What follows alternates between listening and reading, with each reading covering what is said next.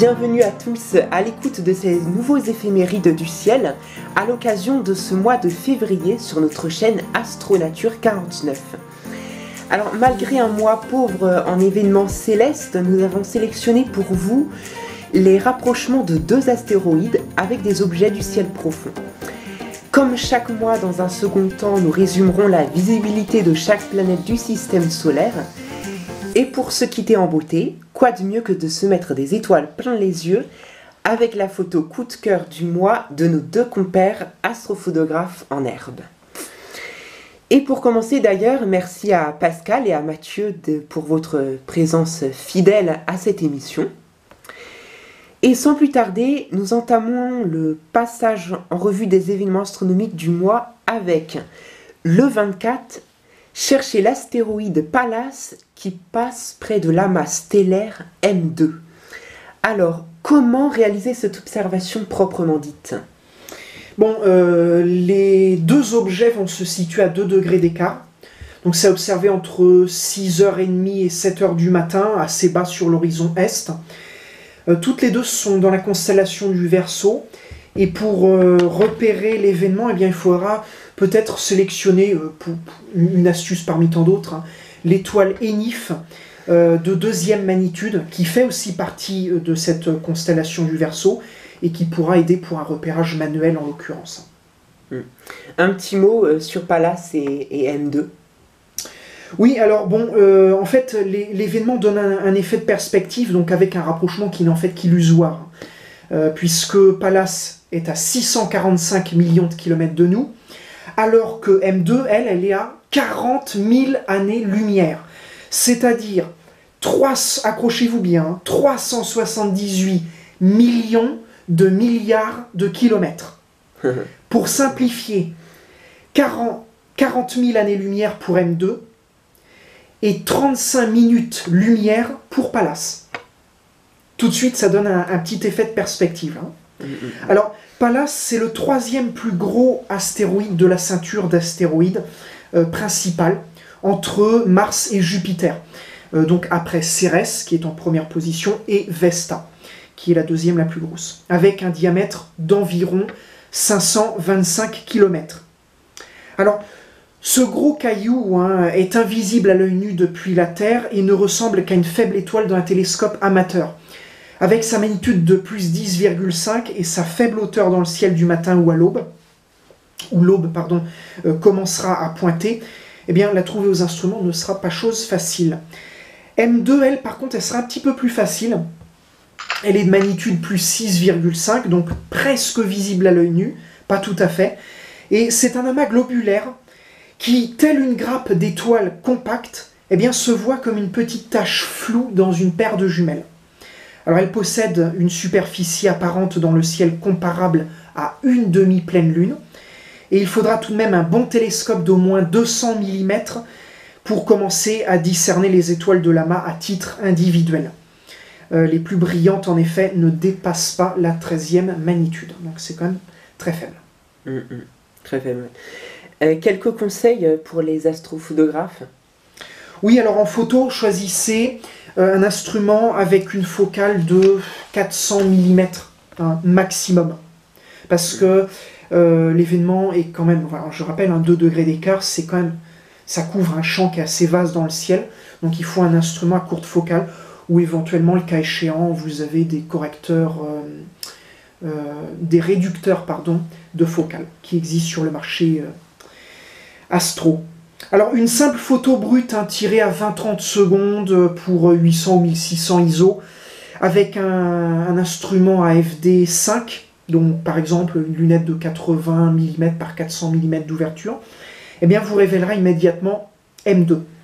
Ensuite, cherchez Pallas parmi les étoiles du cliché en comparant avec des cartes du ciel ou bien avec d'autres photos prises les jours suivants ou précédents. Alors attention à l'illumination du ciel par l'aurore montante, parce qu'on est pas loin de 7 heures quand même, et le soleil commence à monter un petit peu sous l'horizon, là il est pas loin de se lever, donc la lumière du jour sera peut-être l'obstacle numéro 1 pour ce genre de phénomène. Alors, pour les moins courageux, il y a toujours une option, ou les moins équipés, Ne manquez pas l'apparition de Mercure et Saturne à la même heure, dans le même coin, au ras de l'horizon, un petit peu plus vers le sud-est. C'est la première fois que vous pourrez les observer comme tels, avant évidemment de meilleures conditions un petit peu plus tard, mais si vous êtes des passionnés de Mercure ou de Saturne, eh bien ce sera le moment aussi de les observer. Donc c'est une observation difficile, mais l'occasion de partir à la chasse aux astéroïdes tout en faisant en même temps du ciel profond pour le même prix. Pallas, je crois d'ailleurs, n'est pas dans la même configuration actuellement. Non, oui, tout à fait. Là, Pallas, elle est de plus 10,5 de magnitude, donc on a une plutôt mauvaise configuration. Par exemple, si on prend l'opposition qui va avoir lieu donc en septembre 2021, donc d'ici à 6 bons mois, eh bien la magnitude sera de plus 8. C'est-à-dire que là actuellement, Pallas, elle est quasiment au plus loin sur son orbite par rapport à nous. Donc, pour ceux qui voudraient l'observer peut-être avec un télescope ou la photographier plus facilement, attendez l'opposition en septembre 2021. En attendant, comme tu l'as dit, il y aura toujours l'option Mercure-Saturne. Un petit mot, Pascal, peut-être sur cet événement ? Bien, si le temps le permet, parce que c'est pas gagné. C'est ça. C'est ça, exactement. Voilà. En tout cas, le 26, c'est au tour de l'astéroïde Vesta de croiser le triplet du Lion. Alors, Vesta-Pallas, même combat ? Alors pas du tout en fait, parce que là cette fois c'est Vesta qui sera la mieux cotée comparativement aux 3 galaxies du triplet. Alors avec 5,9 de magnitude, on n'est plus du tout dans la même configuration. Elle sera presque visible à l'œil nu, alors que Pallas, on l'a dit tout à l'heure, elle est invisible même aux jumelles. Mais la Lune qui est pleine malheureusement à ce moment-là, eh bien pourrait jouer les troubles faits. Alors, pas bon non plus pour le triplet, puisque le triplet, c'est des objets du ciel profond. Et ces 3 représentantes du triplet, donc ce sont des galaxies, côtoient plutôt le 9-10 en magnitude apparente visuelle. Autant dire que avec la pleine lune à côté, ça va pas être l'idéal. Alors, préférez bien évidemment un autre moment pour une observation optimale. Pour vous donner peut-être quelques petites informations astucieuses, pourquoi pas le matin de bonne heure, 4 à 6 heures du matin, quelques jours plus tôt, ou alors le soir entre 21h et 23h, quelques jours plus tard. Bon, évidemment, la Vesta aura un petit peu bougé par rapport à l'événement du 26, mais bon, elle sera toujours pas très loin du triplet du Lion, donc vous avez des chances de l'observer et de l'imager dans un champ relativement restreint. M65, M66, NGC 3628, cette dernière on l'appelle la galaxie du hamburger, eh bien seront perceptibles dans une petite lunette ou un petit télescope astronomique.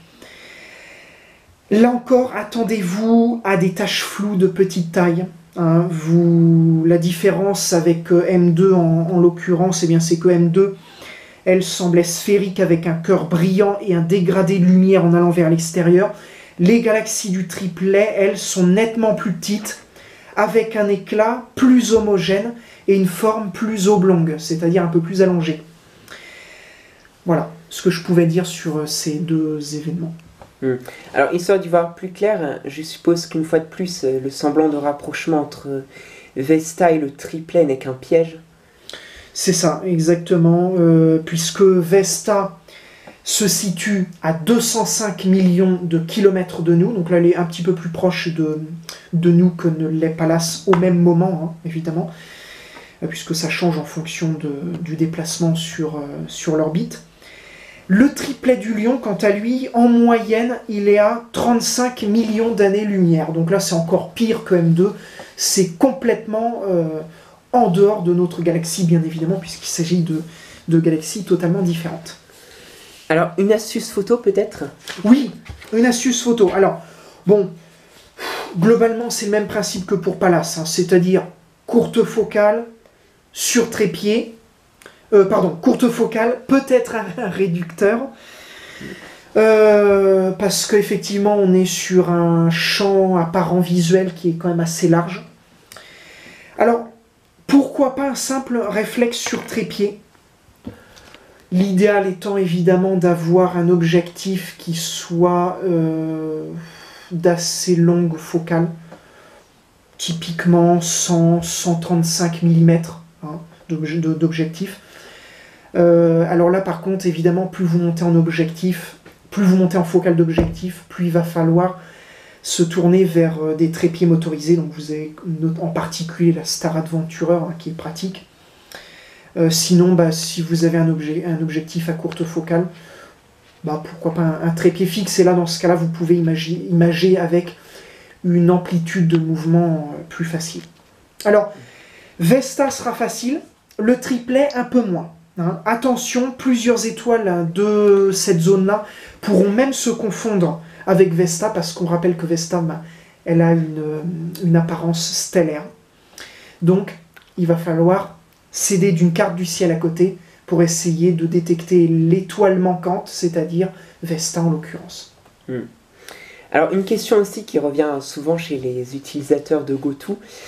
Sur ma raquette de commande, je trouve donc les planètes du système solaire, les divers catalogues des objets ciel profond, même Pluton, mais pas les astéroïdes ni les comètes d'ailleurs. Alors comment je fais pour pointer Vesta au Pallas? Oui, effectivement, vous n'avez pas ça sur... alors les GoTo, en l'occurrence les SceneScan GoTo, mais je crois que c'est le cas sur à peu près toutes les GoTo. Hein. En fait, il s'agit de prendre les coordonnées célestes de ces objets-là sur des cartes du ciel, en l'occurrence des logiciels astronomiques, hein, ou alors en tapant sur votre moteur de recherche préféré. Et là, vous aurez donc... Alors prenez les coordonnées célestes en azimut, et en hauteur. Voilà, c'est de cette façon-là que... Et ensuite, donc, vous allez sur votre raquette de commande, dans le menu Objet utilisateur, que je crois l'on retrouve sous l'onglet, si je ne me trompe pas, Utilisateur. Je ne sais plus. Je ne sais plus. En tous les cas, voilà, objet utilisateur, et là, donc, on va vous demander les coordonnées de l'objet en question, donc vous tapez les coordonnées célestes, et ensuite l'objet va vous pointer directement l'objet en question, donc l'astéroïde, Vesta ou Pallas. À condition d'avoir fait une très bonne mise en station. Voilà. Alors avec Vesta et le triplet du lion, une autre façon de voir l'univers en 3D, en évitant la Lune quand même. C'est le moment de s'intéresser au soleil de janvier, surtout pour ceux qui ont manqué les observations directes à cause de la météo. Alors Mathieu, un replay de son activité. Oui, un replay de cette activité. Alors, le 2 janvier, une maigre CME, donc une éjection de masse coronale, est projetée dans l'espace par une double explosion causée par l'instabilité et l'éclatement de 2 filaments de magnétisme dans l'hémisphère sud du Soleil. Cette petite flambée n'atteindra pas la Terre et ne causera donc pas de tempête géomagnétique. Le 8, la même chose se reproduit, mais avec une CME plus importante qui se classera parmi les plus spectaculaires depuis plusieurs années. Le panache éruptif atteignant une longueur supérieure aux millions de kilomètres. Cette fois, l'onde de choc fouette la Terre. Et le 11, les aurores boréales brillantes sont observées. Pendant ce temps, les taches solaires ne se bousculent pas. Soleil vide pendant 12 jours d'affilée. Le 15 janvier, enfin, une petite naît dans l'hémisphère sud. AR 2796 est rejointe le lendemain par un groupe de taches plus grand apparaissant au limbe sud-est. Inactive au départ, AR 2797 lâchera une éruption mineure de classe C1 le 19 janvier. La tache continuera dans les jours suivants de produire des éruptions du même type et finira même par se scinder en deux. Le 22, AR 2799 devient observable sur le limbe nord-est du Soleil. C'est la première tache à voir le jour dans l'hémisphère nord depuis novembre 2020. Pas de quoi s'exciter cependant, elle restera petite et silencieuse. Une petite forme donc pour le Soleil en ce moment avec des hauts et des bas. Alors il est l'heure de passer aux éphémérides à proprement parler et de savoir si vos planètes préférées seront visibles en février.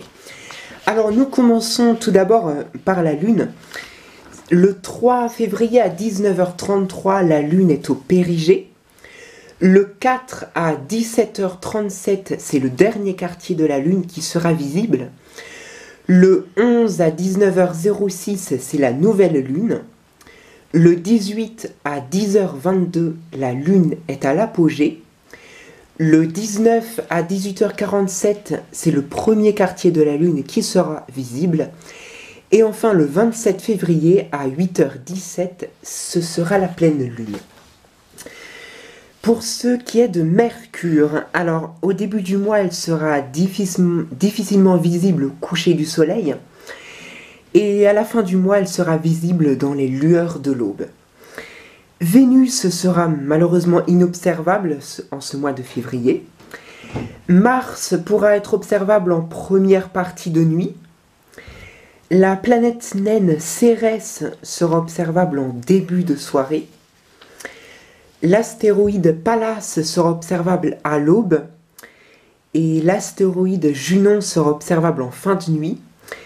Et l'astéroïde Vesta sera observable presque toute la nuit au début du mois.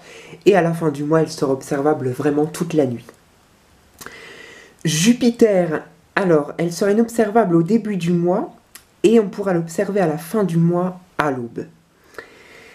Saturne sera inobservable au début du mois et pourra être observable en toute fin de nuit à partir de mi-février.